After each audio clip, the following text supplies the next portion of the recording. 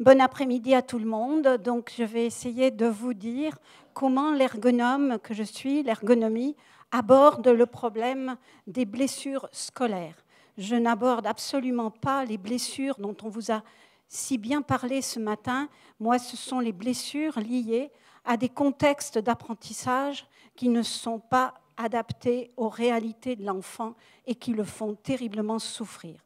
Donc, je suis ergonome et un ergonome, c'est une approche, l'ergonomie, c'est une approche du monde du travail. J'ai eu travaillé sur l'aménagement des salles de contrôle dans les centrales nucléaires en France, mais je me suis spécialisée au cours de ma vie d'enseignant-chercheur sur l'approche de l'élève, mais aussi de l'enseignant et de tous ceux qui travaillent dans l'école. Et je me suis demandé comment pourrions-nous mieux réfléchir l'équilibre dans lequel doit être l'enfant-élève afin qu'il ait un développement le plus harmonieux possible. En fait, c'est cela, l'ergonomie.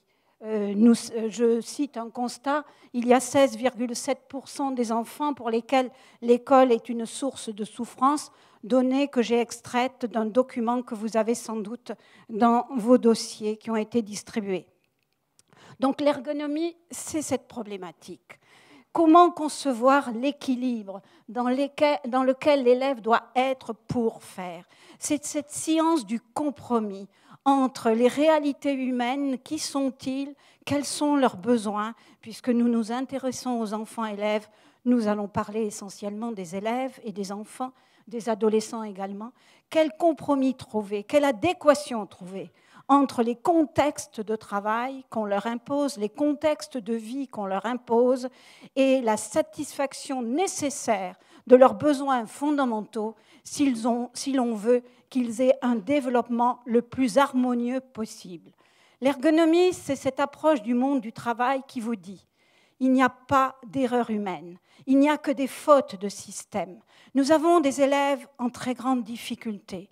Qu'est-ce que le système a oublié de prendre en compte pour qu'il y ait moins d'élèves en difficulté?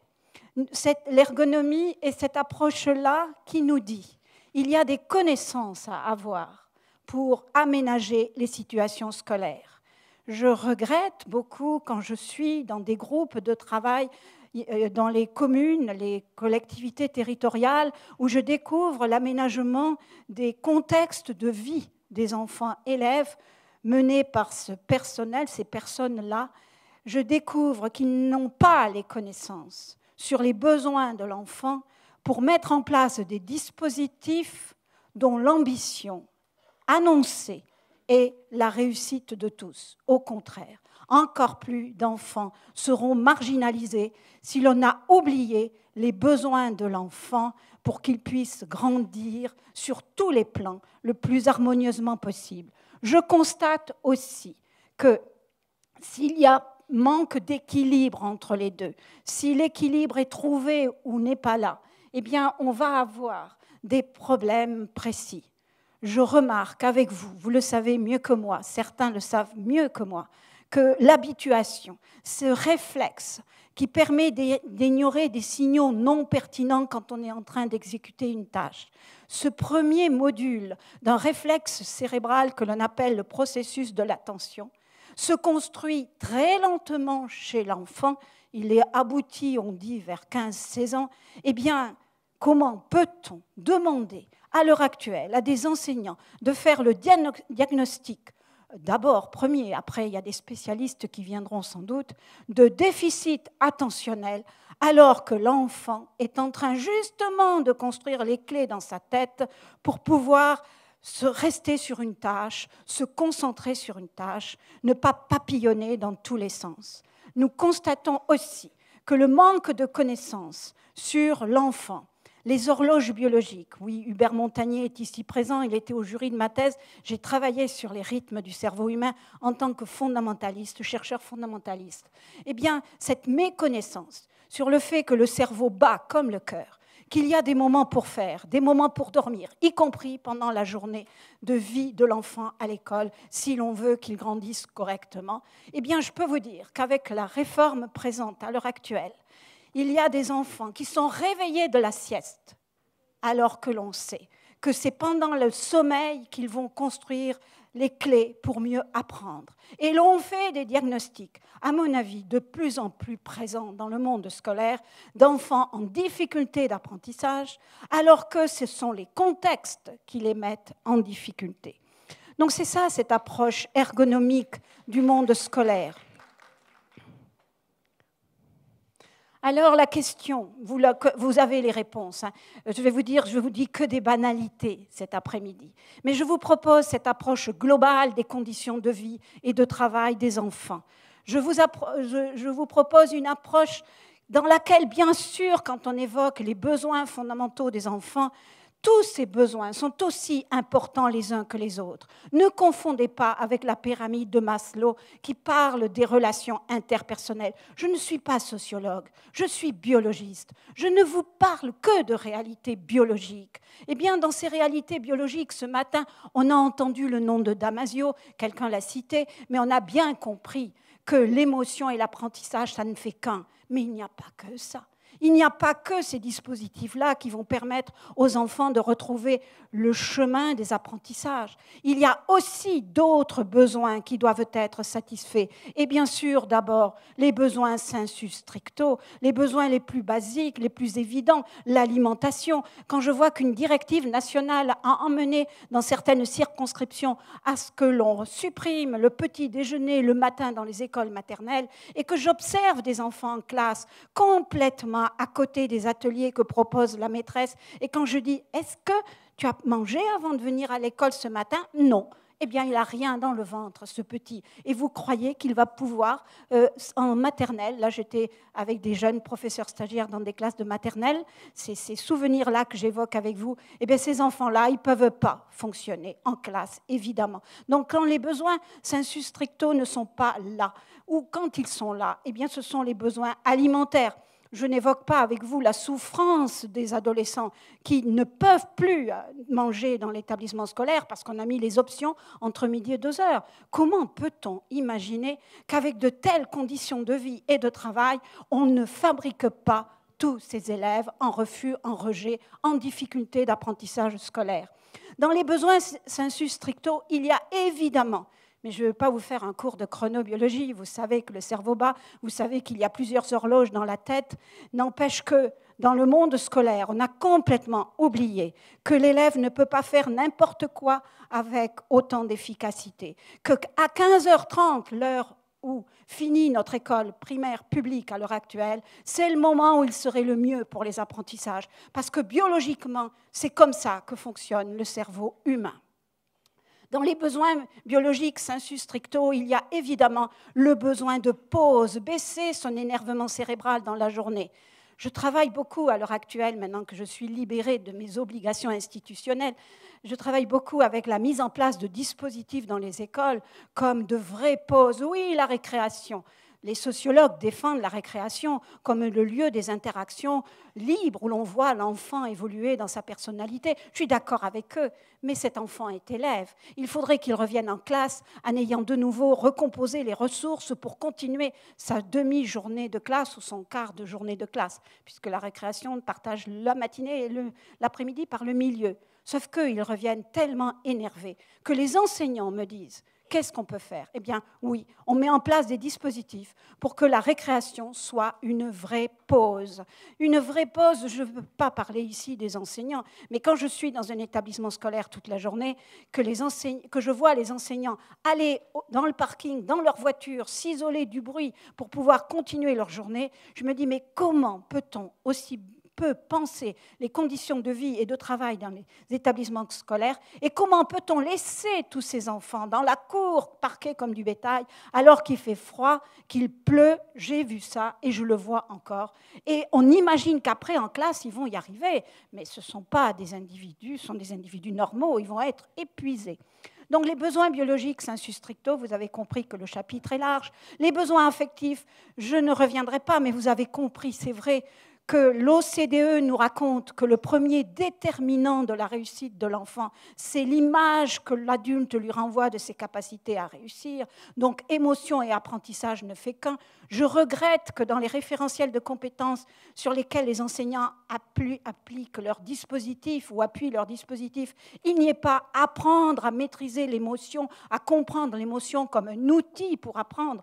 Je suis complètement étonnée de ça, alors qu'on n'est pas très loin de la Belgique et que là-haut, on travaille sur l'émotion comme outil pour apprendre, séquence de début d'année avec ces élèves équivalents de nos SECPA chez nous, l'analyse de leur comportement scolaire ensuite, comparée à un groupe témoin, montre que l'implication scolaire est bien meilleure et les résultats scolaires sont bien meilleurs.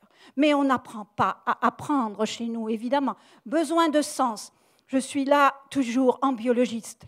Je ne vais pas vous faire un cours sur le fonctionnement de la mémoire humaine, mais on ne met en mémoire que ce que l'on a compris, c'est-à-dire qu'on a fait des liens avec ce qu'on sait déjà pour mettre au bon endroit dans sa tête ce que l'on est en train d'apprendre. J'arrête là, mais je finis aussi par les besoins d'outils. Je suis atterrée que le texte de Lisbonne 2005 demandait qu'en de première compétence, tous les enfants européens devaient avoir appris en fin de la scolarité obligatoire à apprendre. J'ai été surprise, mais pas tellement, que notre ministère, interprétant ce texte, ait supprimé carrément cette compétence. À l'heure actuelle, nouveau projet. Oui, il y a apprendre à apprendre, mais regardez qu'est-ce qu'il y a comme item sous le référentiel apprendre à apprendre, sur lequel s'appuient donc tous les enseignants. C'est apprendre à communiquer, apprendre à utiliser Internet, etc. On n'apprendra toujours pas donc à apprendre et chaque enfant croira ce que l'adulte lui dit quand on lui dit « chaque cerveau apprend à sa manière ». En tant que neuroscientifique, je ne peux pas partager cette affirmation. Voilà ce que tout le monde devrait savoir quand on pense les dispositifs d'apprentissage scolaire, les dispositifs de vie et de travail de nos enfants élèves. J'insiste beaucoup, dispositifs de vie et de travail, parce que l'ergonomie, science du compromis, c'est très bien que sur un élément, on ne peut pas agir. Par exemple, l'institution décide que les temps horaires seraient désormais ainsi. L'espace bâti est déjà construit, on ne va pas démolir l'établissement. On a donc des variables sur lesquelles on ne pourra pas agir. Eh bien, l'ergonomie, c'est une chance inouïe. C'est la chance de se dire, dans cette interrelation que l'enfant établit avec son milieu, sur quel élément pourrions-nous agir pour que ce choix-là d'horaire, d'espace, qui a priori est à haut risque pour la réussite des enfants, eh bien, ne les condamnera pas. Nous avons la problématique à l'heure actuelle sur l'aménagement des temps et je cherche avec les municipalités, avec les enseignants, le compromis à trouver. Sur quoi va-t-on agir désormais pour que nos petits de maternelle ne soient pas épuisés par ces nouveaux temps scolaires?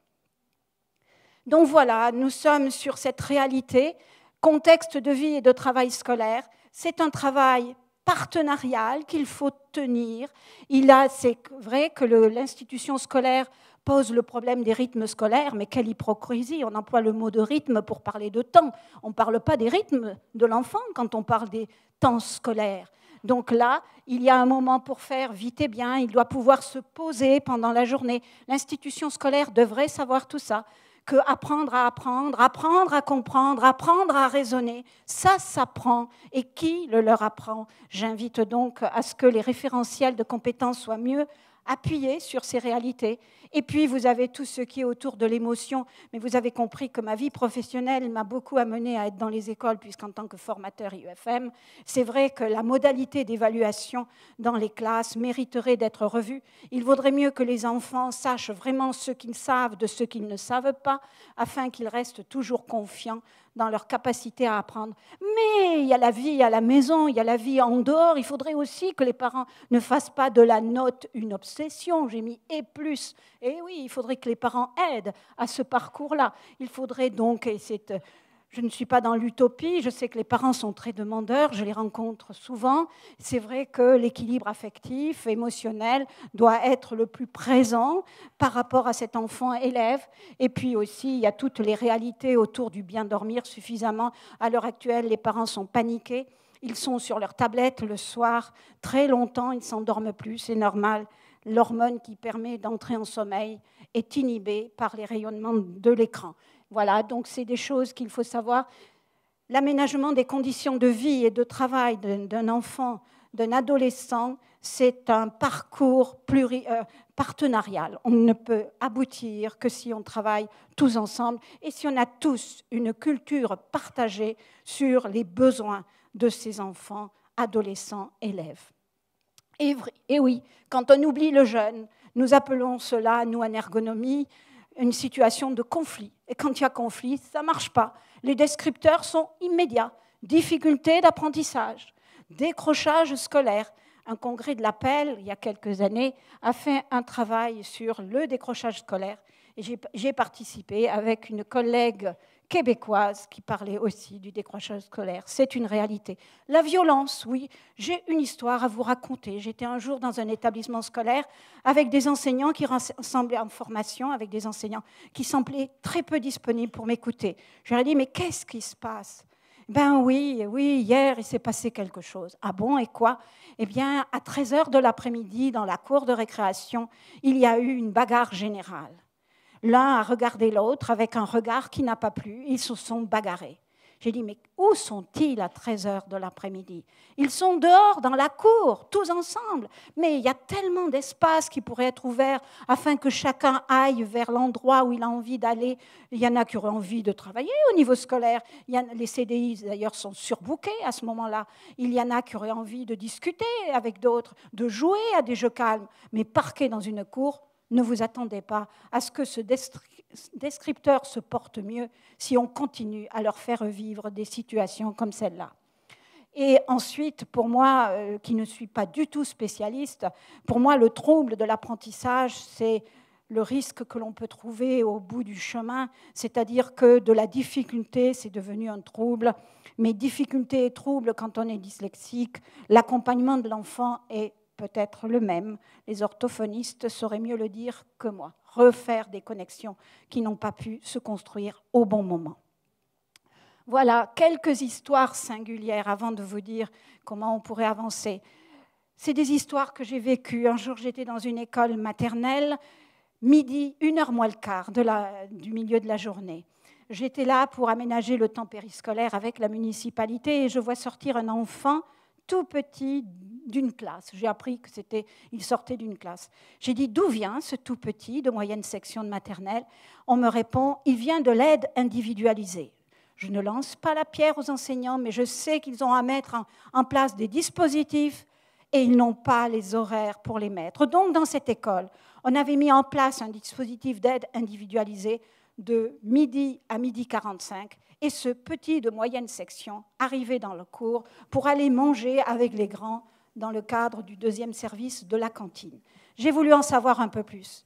Et j'ai compris que cet enfant malingre, tout petit, c'est un enfant grand prématuré. Et vous savez sans doute mieux que moi que les enfants grands prématurés parce que le sentiment sécuritaire, sans doute, à la naissance, on en a parlé ce matin, se met moins facilement en place, forcément.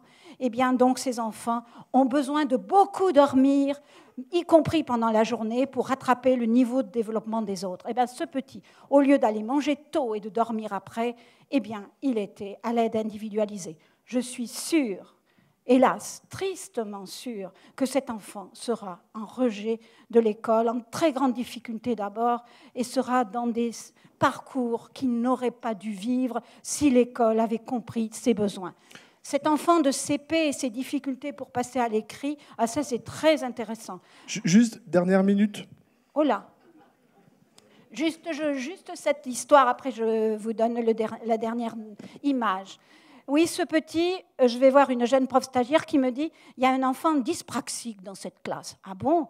Qu'est-ce que ça veut dire ? Eh bien, ça veut dire que quand on passe à l'écrit, ça ne marche pas. Alors j'y vais, c'était un petit de CP, et c'est vrai que vous savez qu'il y a un affichage obligé dans les classes. Il faut que l'enfant ait en vision centrale les lettres minuscules et majuscules pour pouvoir écrire. Eh bien, ce petit tournait le dos à cet affichage. Je lui dis « mettez-le en face, vous verrez que quand vous le mettrez en posture d'écrire, eh bien, il écrira aussi vite que les autres. » plus d'autres histoires, hélas, que je rapporte du terrain, évidemment. L'échec scolaire des enfants des milieux populaires résulte pour partie de l'organisation de notre système scolaire, dit notre monsieur Delahaye, mais je vais dire, moi qui suis sur le terrain, il y a beaucoup d'autres élèves aussi victimes. Alors que peut-on faire? Un peu de prospective afin de prévenir les blessures scolaires. Développer l'approche ergonomique des situations d'apprentissage scolaire dans le cadre, ça m'est arrivé au collège de Mulhouse il n'y a pas longtemps, des dispositifs pédagogiques, éducation à la santé, à la citoyenneté. On aborde peu cet aspect-là, cette compréhension-là. Auprès des associations de parents d'élèves, je dois dire que les parents d'élèves me sollicitent beaucoup. Dans la formation des acteurs des collectivités territoriales et du personnel de l'éducation nationale, pour moi, ça serait une nécessité. Mais mon projet le plus ambitieux, toute refondation de l'école n'aboutira pas à ce que nous souhaitons, évidemment, si on ne modifie pas la forme scolaire actuelle en remettant en cause la notion de classe. Oui, ça date de Guizot, 1833-1834. Il faut qu'un groupe d'enfants avancent tous à la même vitesse. Dans une classe de maternelle, on en a qui ont 1 an de différence par rapport aux autres. Début d'année, fin d'année. Comment voulez-vous qu'ils avancent à la même vitesse que les autres? Donc j'ai donné une bibliographie à laquelle vous pourrez vous référer, évidemment. Voilà, et là j'ai un blog sur lequel je mets toutes mes humeurs. Merci. Sur les 2 papiers que j'ai, première qui était une remarque sur le fait que tout ce qui pouvait être blessure scolaire, tout système scolaire, c'est bien de la maternelle, dès les tout petits, mais ça va jusqu'en post-bac, en prépa, avec évidemment tout ce qu'on sait. Donc il ne faut pas oublier que c'est le panel au niveau de l'âge, même s'il ne faut pas s'arrêter à l'âge, est très très très large. Et petite question courte forcément, sur la phobie scolaire, on pourrait passer une journée entière à en parler, mais juste quelques mots sur le côté phobie scolaire aussi, s'il vous plaît. Oui, non, je ne suis pas spécialiste de la phobie scolaire, je laisse ça aux spécialistes du champ de la psychologie. Par contre, oui, ça ne s'arrête pas à la maternelle. L'autre jour, c'était à Paris, en conférence avec des parents d'élèves. J'ai une maman qui est venue me voir en me disant « Ma jeune fille est en prépa, elle veut abandonner. Elle veut abandonner. » Elle a fait donc une scolarité primaire, secondaire excellente.